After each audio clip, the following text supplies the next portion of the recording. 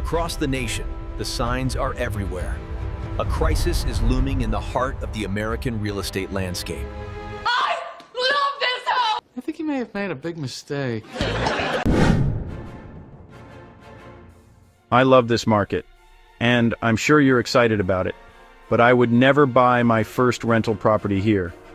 Look, I've helped dozens of investors over the past few years, and I've seen people lose tens of thousands of dollars because they bought in the wrong city. I lost everything!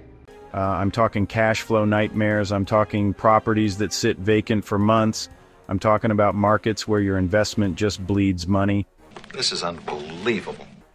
So this week, I'm going to share with you the 10 cities where first-time rental property investors should never buy in 2026. You need to hear this. Look, I get it. You're excited. You want to get into real estate investing. You've been watching all the YouTube videos, you've been listening to the podcasts, and you're ready to pull the trigger on your first rental property. I love that energy. I really do. But here's the thing. Buying in the wrong city can absolutely destroy your investment before you even get started. So all our money's gone. All your money. I hope you find value in this, and it'll actually help you save some serious money in the long run and avoid some pretty catastrophic mistakes. So I'm going to get into it right now. Let's just go ahead and dive right in. Let's dive in. And if you have any comments or questions, feel free to drop them down below. If you disagree with me, whatever, that's fine. Let me know what you think. Share your thoughts with me. I want to know. I agree. The first city I would never buy a rental property in, San Francisco, California. Now, you're probably saying, yeah, no duh, San Francisco's expensive. But hear me out on this one, because it's not just about the price. Yes, the median home price in San Francisco is over $1.3 million. But that's not even the worst part. The worst part is the landlord-tenant laws in San Francisco are some of the most restrictive in the entire country. I'm talking rent control on steroids. I'm talking eviction processes that can take 6 to 12 months, even if your tenant stops paying rent.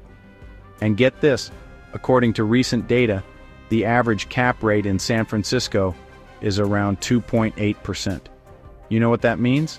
That means if you buy a property for $1 million, you're looking at maybe $28,000 a year in net operating income before your mortgage, before your property taxes, before anything. Now here's the real kicker. San Francisco has a vacancy tax. If your property sits empty for more than 182 days in a year, you could be hit with thousands of dollars in penalties. So you can't even afford to be picky with your tenants because you're racing against a vacancy clock. Look, I get it. San Francisco is beautiful, the market is strong, but for a first-time rental investor, absolutely not. Never buy it. Don't do it. The next city I would never buy a first rental property in is New York City. And I'm specifically talking about Manhattan and the outer boroughs. Now you might be thinking, but the rental demand is insane. And you're right. It is. But let me tell you what else is insane. The operating costs. The average property tax rate in New York City is around 0.88%, which doesn't sound that bad until you realize you're paying that on a property that costs $800,000, $1 million, $1.5 million. That's $7,000 to $13,000 a year just in property taxes. But wait, there's more. Co-op and condo fees in NYC average $1,000 to $2,000 per month. Per month. That's $12,000 to $24,000 a year just in HOA fees before you even talk about your mortgage payment. And then we get to the rent control and rent stabilization laws. About 44% of rental units in NYC are rent stabilized, which means the city controls how much you can increase rent each year. The 2024 increase was capped at 2.75% for one-year leases. Inflation is running higher than that, which means you're actually losing money in real terms every single year. I spoke with an investor last year, bought a condo in Brooklyn for $850,000, rents it out for $3,200 a month. After the mortgage, taxes, HOA fees, and maintenance, he's negative $600 every single month. He's literally paying money to own this rental property. That's not an investment, that's a liability. For first-time investors, stay away from New York City. Just don't do it. Number 3 on my list, Seattle, Washington. Now I love Seattle. Beautiful city, tech hub, Amazon headquarters.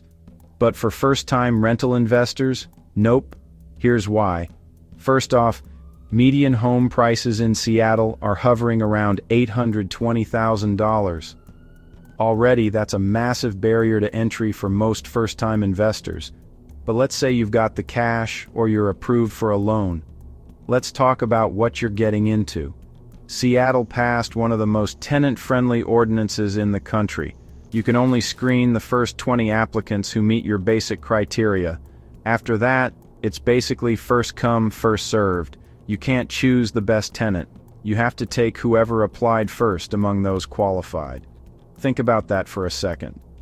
And evictions? Forget about it.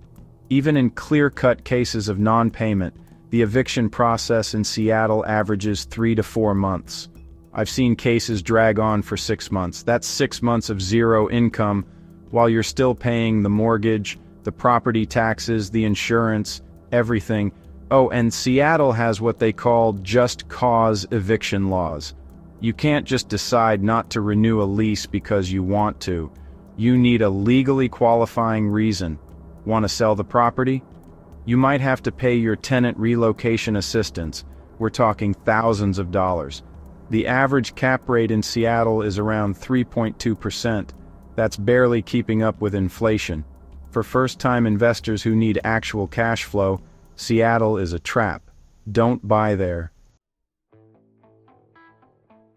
City number 4, Los Angeles, California.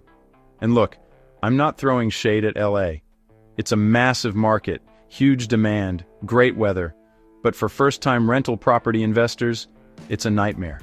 Let's start with the obvious. Median home prices are around $950,000. But here's what a lot of new investors don't realize. LA has rent control ordinances that apply to buildings built before October 1978. If you buy one of these older buildings, and let's be honest, a lot of the affordable investment properties in LA are older buildings, you're subject to strict rent increase caps. The current rent increase cap in LA is tied to the Consumer Price Index, capped at 3 to 8% annually. But here's the problem. Your operating costs are going up way faster than that. Property taxes, insurance, maintenance, utilities, all of that is increasing at rates higher than what you can raise rent. I was looking at data from the LA rental market, and you know what I found? The average gross rental yield is around 3.9%. After expenses, most landlords are looking at a 1 to 2% cash-on-cash return. You could literally put your money in a high-yield savings account and make almost the same return with zero risk and zero hassle. And don't even get me started on the eviction moratorium situation during COVID. Landlords in LA went months, some over a year, without rental income and couldn't evict non-paying tenants. The city just extended protections and protections and protections. If something like that happens again, you're basically at the mercy of the government. First-time investors, stay away from Los Angeles. The numbers just don't work. Number 5, Boston, Massachusetts. Now Boston is a college town, right? You're thinking, tons of rental demand from students, this should be great. Wrong. Here's why Boston is a terrible market for first-time rental investors. The median home price in Boston is around $750,000. Already expensive. But let's talk about the student rental market specifically, since that's what most people think about. Boston has incredibly strict rental regulations when it comes to student housing. You need special permits, you're subject to inspections, and many neighborhoods have restrictions on how many unrelated people can live in a single unit. The property tax rate in Boston is high, around 1.04%. But what really kills you is the seasonal vacancy. College rental market means you often have turnover every single year. Every year you're finding new tenants. Every year you're dealing with potential vacancy periods. Every year you're doing turnover repairs. And student tenants? Look, I'm not saying all students are bad tenants, but the wear and tear on properties rented to college students is significantly higher than average. I've talked to landlords in Boston who are spending $3,000 to $5,000 every single year just on turnover repairs. That eats into your cash flow real quick. Plus, Boston winters are brutal. Heating costs are through the roof. If you're covering utilities, you could be paying $300 to $500 a month just in heating during the winter months. That's $1,500 to $2,500 a year just to keep the place warm. The average cap rate in Boston is around 4.1%, which sounds okay until you factor in all these extra costs. For first-time investors, Boston is too expensive and too complicated. Don't do it. City number 6, and this one might surprise you, Miami, Florida.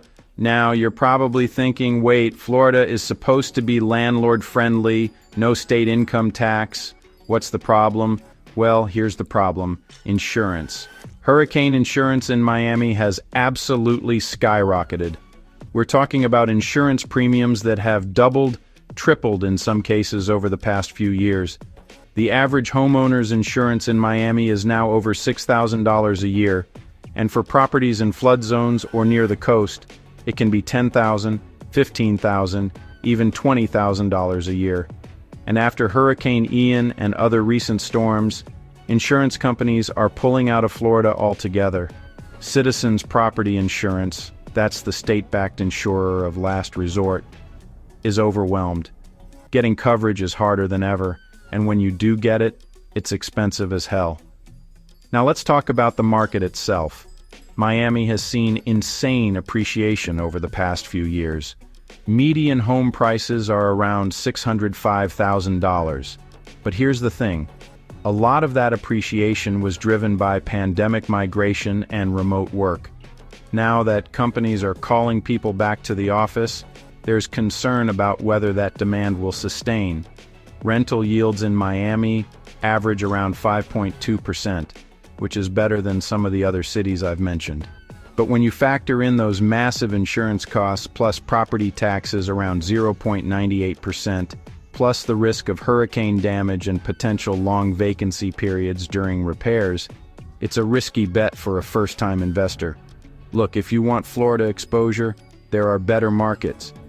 Miami is just too expensive and too risky for your first rental property. Number 7 on my list, Austin, Texas. And I know, everyone's been hyping Austin for years. Tech hub, no state income tax, hot market. Yeah, well, let me tell you what else Austin has. Oversupply. Austin has been building apartments and rental properties like crazy. According to recent data, Austin has one of the highest rates of new multifamily construction in the country. What does that mean?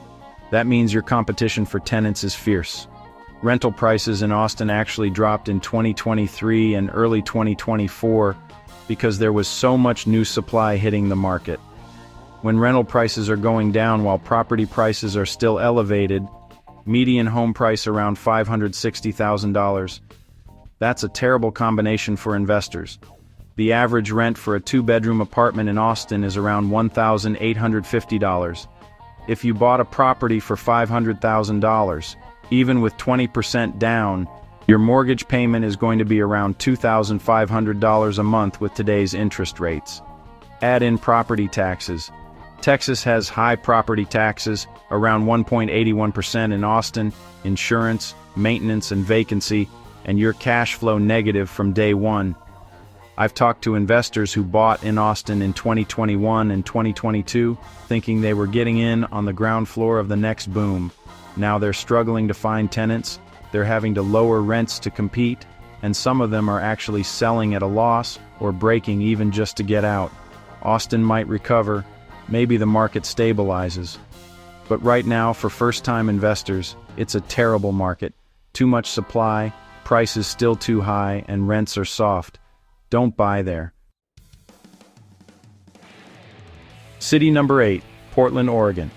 And look, I've got nothing against Portland as a city, but as a rental investment market for first-time investors, absolutely not. Portland has some of the strictest tenant protection laws in the entire country. Rent control? Check. Mandatory relocation assistance if you don't renew a lease? Check. Screening limitations? Check. It's like they took every landlord-friendly regulation and flipped it on its head. If you want to terminate a tenancy without cause in Portland, you have to pay relocation assistance. We're talking 1 month's rent for tenancies under a year, and it goes up from there. Want to do renovations? More relocation assistance? Want to move a family member in?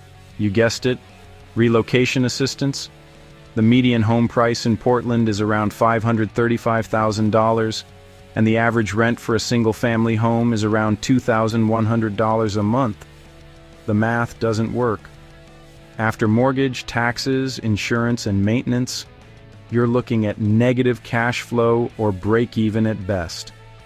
And Portland's population growth has slowed significantly.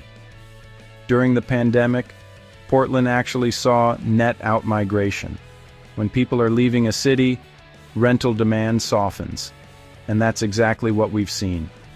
Vacancy rates have crept up, and landlords are having to offer concessions to attract tenants. Oregon also has a statewide rent control law capping annual rent increases at 7% plus inflation, capped at 10% total. Your costs are going up faster than you can raise rent. It's a losing game. First-time investors, stay far away from Portland. Number 9, Denver, Colorado. Denver's been hot for a while, right? Great city, outdoor lifestyle, tech jobs. But for first-time rental investors in 2026, I'm saying no. Here's why. Median home prices in Denver are around $635,000. That's expensive for a first rental property. But the real problem is the rental yield. Average gross rental yield in Denver is around 4.8%, which sounds okay until you dig into the expenses. Property taxes in Denver run about 0.5%, which is actually pretty reasonable. But insurance, maintenance, and HOA fees, if you're buying a condo, eat up a huge chunk of your rental income. Most investors I've talked to in Denver are seeing cash-on-cash returns below 3%. And here's the thing that worries me about Denver. It's becoming increasingly tenant-friendly from a regulatory standpoint. The city has been discussing rent control measures, right to counsel for tenants facing eviction, and other tenant protections. The regulatory environment is shifting in a direction that's less favorable for landlords. Plus, Denver's housing market is starting to cool off. Appreciation slowed significantly in 2023 and 2024. If you're not getting strong cash flow and you're not getting strong appreciation, what exactly are you getting? You're putting a huge amount of capital into an asset that's barely performing. For first-time investors who need cash flow to sustain the investment, Denver doesn't make sense. The numbers are too tight. And the final city on my list, number 10, Honolulu, Hawaii. And if you're even considering Honolulu as a first-time rental investor, we need to have a serious conversation. The median home price in Honolulu is over $1 million. Over $1 million. And what are you getting for that? Maybe 800 square feet in a condo with $800 a month in HOA fees. Hawaii has some of the most tenant-friendly laws in the country. Security deposits are capped, eviction processes are slow, and the regulatory environment heavily favors renters. If you get a bad tenant in Hawaii, good luck getting them out in any reasonable time frame. But here's the real deal breaker: short-term rental regulations. Hawaii has cracked down hard on short-term rentals. Many areas of Honolulu have banned new short-term rental permits entirely. If you were thinking you'd Airbnb the property to make the numbers work, forget about it. Long-term rental only, and the long-term rental yields in Honolulu are terrible. Average rent for a one-bedroom condo in Honolulu is around $2,200 a month. If you bought that condo for $800,000, your mortgage alone would be over $5,000 a month, and that's before HOA, insurance, property taxes, and maintenance. You're losing $3,000 plus every single month. That's not an investment, that's financial suicide. Look, I get it, Hawaii is paradise, but as a first-time rental investment, never. Don't even think about it. So those are the 10 cities where I would never buy a first rental property in 2026. Look, I know some of you are watching this and you're thinking, well, where should I buy? That's a great question, and I'm actually going to do a follow-up video on the best cities for first-time rental investors in 2026. Here's a little tip for you though. Before you buy any rental property, run the numbers yourself. Don't trust the seller's projections. Don't trust the wholesaler's numbers. Do your own research on rental rates, vacancy rates, property taxes, insurance, HOA fees if applicable, and make sure the math actually works. I really appreciate you being here. If you're new here, be sure to subscribe. Like this video if you found it valuable. If you have questions or you disagree with my list, drop a comment down below. I'd love to hear from you. And look, if you need help analyzing a rental property market or you want guidance on your first investment, feel free to reach out. I'd be happy to point you in the right direction. I hope you found this valuable today. Don't forget to like, subscribe, and I can't wait to see you in the next one.